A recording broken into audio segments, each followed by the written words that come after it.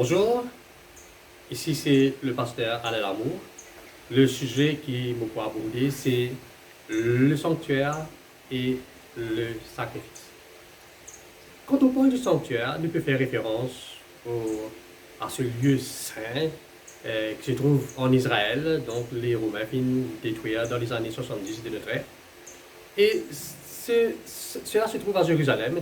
Et ce sanctuaire-là, c'est Dieu qui demande à son peuple de construire, parce qu'il se désire, c'est habite parmi son peuple.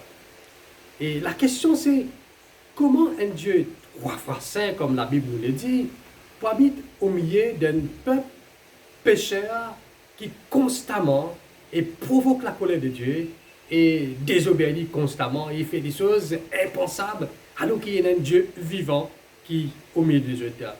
Et le fait que ce Dieu-là choisit pour habiter au milieu de son peuple, cela est une portée spirituelle.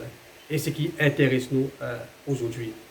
Ce Dieu saint qui choisit pour habiter au milieu de pécheurs, lui donne aussi des lois, des préceptes. Pour que lorsque nous habitons au milieu de son peuple, lorsque nous pouvons construire le sanctuaire, il vous demande que tous ceux qui approchent de lui, je n'ai pas mort. Donc, parmi les lois que Dieu peut donner, il peut donner des lois cérémonielles, des lois du code civil, des lois qui gèrent les relations humaines, mari, femme, parents, enfants, beaux-parents, et aussi de la vie civile, nos relations avec nos prochains.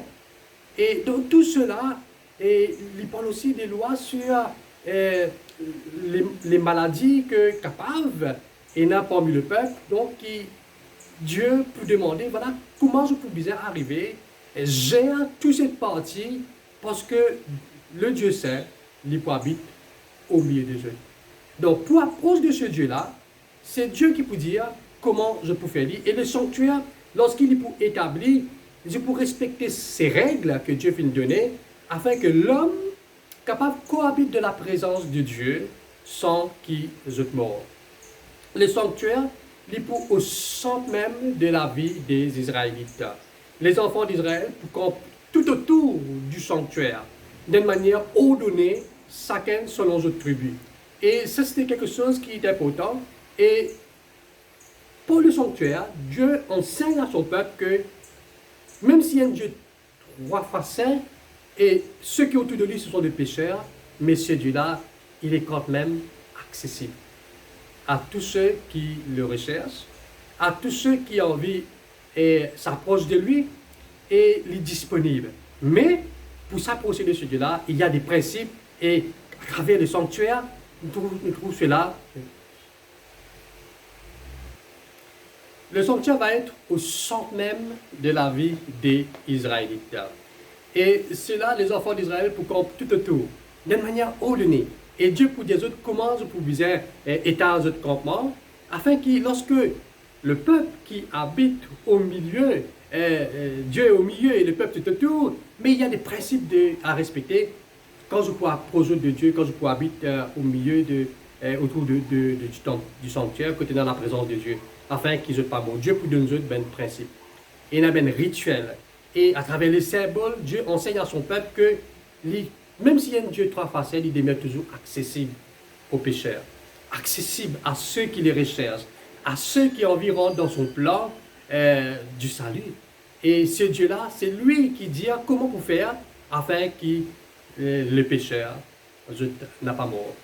Et comme on finit déjà mentionné un peu plus tôt, donc au sanctuaire, il y a des sacrifices qui pratiqués chaque jour.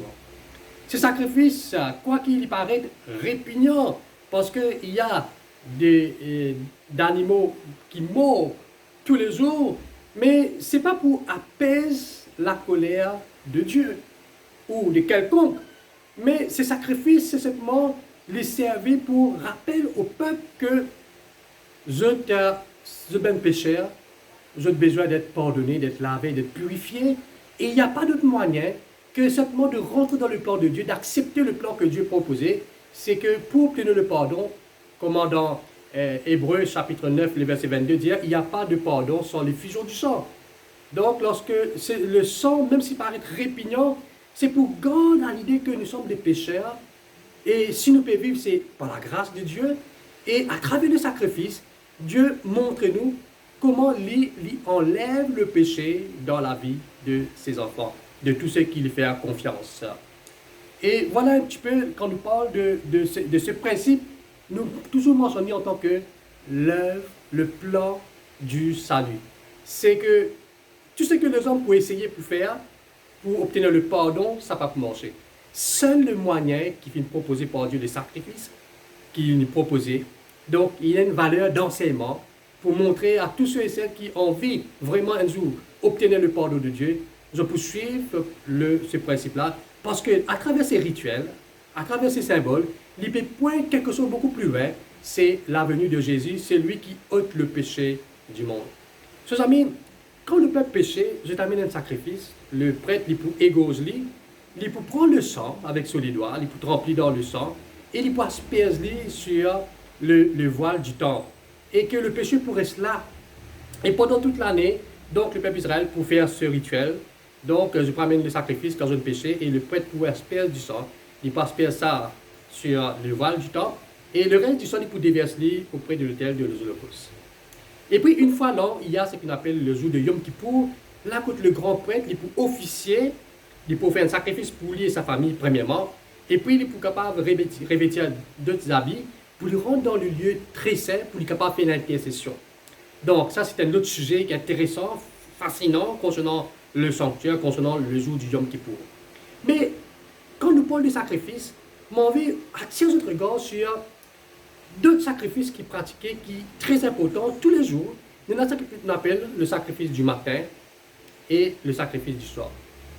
Le sacrifice du matin, lui offrir pour une personne qui habite loin, qui n'est pas capable de déplacer pour venir à Jérusalem, pour même personnellement offrir un sacrifice pour le péché. Donc, peu importe quand tu étais, je connais que chez l'hôtel, chaque jour le matin, il y a un sacrifice que le prêtre peut offrir pour tous ceux et celles qui sont loin, qui ne sont pas accessibles au temple, mais il y a un sacrifice qui nous fait pour eux.